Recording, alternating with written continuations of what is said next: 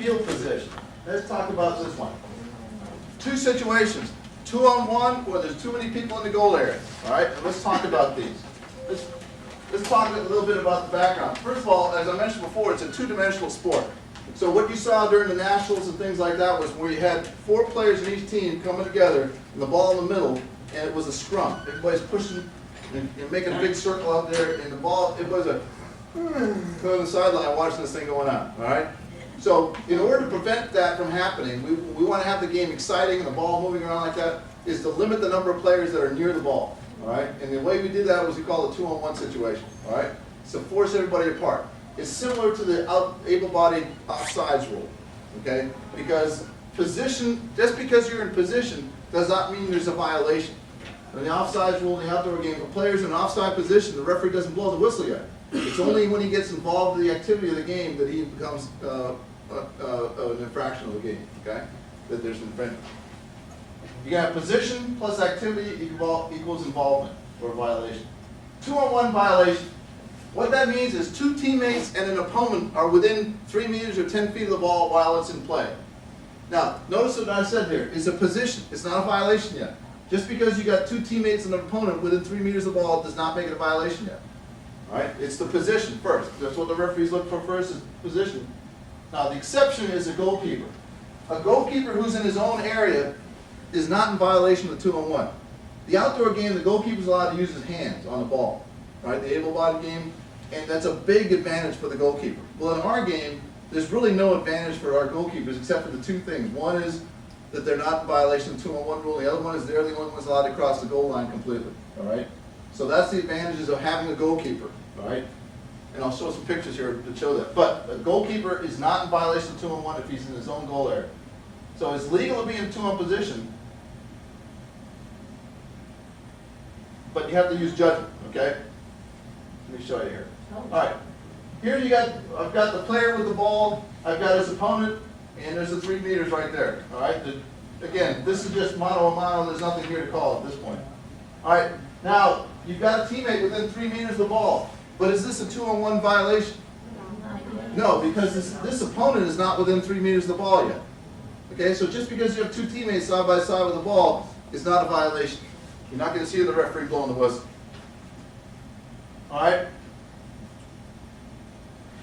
But now, if a player who's within 3 meters of a teammate and an opponent interferes with play, interferes with an opponent, or gains an advantage from his position, sounds a lot like offsides, there could be a violation. All right, and let me show you some pictures here to describe that. All right, it's not an offense to be in a situation, but it's the referee is the sole judge for that and makes the final decision. So here you've got, this is a 2-on-1 position right here. 2 teammates and an opponent, correct? Right? But there's no violation yet because player B is not necessarily involved in the play yet. All right? So you may see this happening during a game. You'll see 2 players in the ball and an opponent, and you may think that's a 2-on-1, but unless the referee decides the player's involved, there's nothing to call yet. All right? How does he get involved? Interfering with play means he passes the ball to him who's right next to him and he continues on down the court. Okay? That's a violation of the 2-on-1 rule. That's one version, interfering with play. The other one is interfering with the opponent. In this case, player B is impeding his ability to play the ball. He's interfering with the opponent. There's another violation of the 2-on-1 rule. Okay? Basically no picking. There's no more picking or blocking, exactly. And it's also interfering with the opponent means 2 defenders on an attacker with the ball. All right? So that's another variation of the previous one I showed you. Because now, what happens is, if this player was here by himself, what could this guy do? He could go this way, right? But now this guy's blocking his way. So he's interfering with his ability to play the ball because he's limiting his options that he can do with the ball. All right, and then gaining an advantage means rebounds the ball off a defender to him. He's within 3 meters, all right? Or, not just an opponent, but what about bouncing off the goalpost? All right, in this case, he's within 3 meters. He's gaining advantage from being that close and retrieving the ball, and now he's got a shot at goal. Now, if he starts from outside the 3 meters and comes in and hits the ball there, is that legal? Yes, it is. Yeah. Okay, because at the time the ball was played, he was outside the 3 meters. Yeah. Okay, then it's legal. All right, now there is no violation, as I mentioned before, if one of the 2 defending players is a goalkeeper in his goal area. So now here he is in his goal area. You have a 2-on-1 position, yes, but not a violation because one of them is a goalkeeper in his own goal area. Let's change this around. Let's take this goalkeeper out of the area and put another defender here. Now you've got 2 defenders. Is that a violation? Yes. Yes, it is, because it's not the goalkeeper, okay? All right, and then here you got a situation where you got, and you're going to see this on the court, the referee's not going to blow the whistle yet until he determines if one of these 2 other players gets involved with the play, okay? Now what we're going to do is we're going to tell players to back off. You get, back away, you got too many players and that kind of stuff. But really, what does this mean for you players having to do? Talk. Okay, if you go to an out, how many of you ever been to an able-bodied game on the sideline? All right, when you're at, like at the professional level, those guys are talking all the time. They're telling each other what's going on. You guys got to do the same thing. You guys got to be talking to each other, telling each other all kinds of stuff. So you got to be active, moving, talking, all the other things. Okay. So now you've got the position of being in the closer than 3 meters with 2 teammates. You've got the activity, which is interfering with the opponent or gaining advantage, and that ends up being a violation when you hear the referee blow the whistle. All right. So let's talk a little bit quickly about the goalkeeper in his goal area. Remember we talked about one wheel in the area. That's considered to be in his goal area. There's no violation if he's in that position there on a 2-on-1. So a goalkeeper's wheel, the entire wheel, just like we talked about the ball, is if the entire wheel is over the line and is out of the area, the four major wheels. In this case here, he's within 3 meters of the ball. There's him and a teammate, but because he has 1 wheel on the line, he's still considered to be in his own goal area. So there's no violation. Okay. Now once the wheel leaves the goal area, now it's a violation. Now in this case here, you've got 2 teammates within 3 meters of the ball, correct? But look what they're doing. They're moving this way. This guy's backing away, trying to get away from the ball. Is he interfering with this guy's ability to play the ball? No, he's not. Okay, so there's nothing to call yet. Now, what happens if player B stops? He is interfering. Now he's interfering with him, and therefore the violation is going to be called.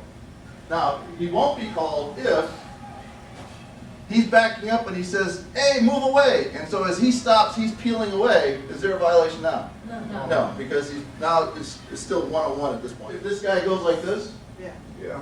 well, we'll see. That's the beauty of being a soccer referee. Is I wait and see if this guy maneuvers and goes by him. Am I going to do anything?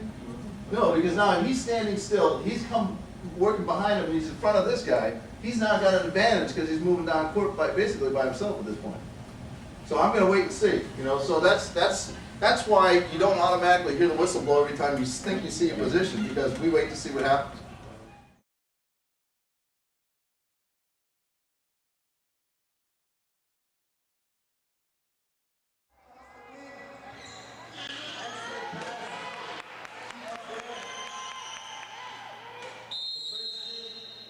That's a 2-on-1 call. 2 players run. 2-on-1 is called again. How do you think this one of the game's going now?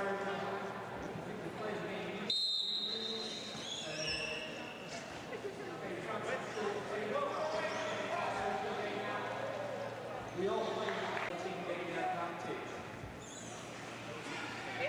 There you have a well description of what the referees are trying to look for. 2-on-1 net call. We're trying to look for to keep the game rolling freely, to make sure the players are all safe.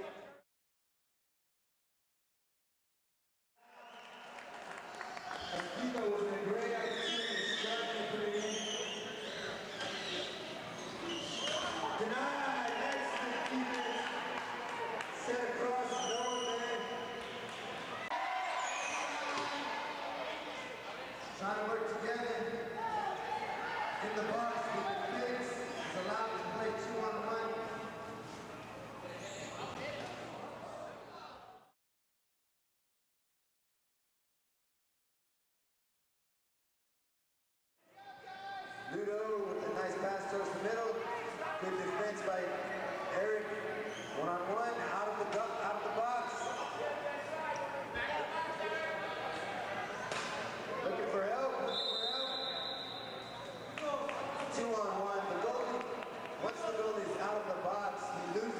advantage of a 2-on-1.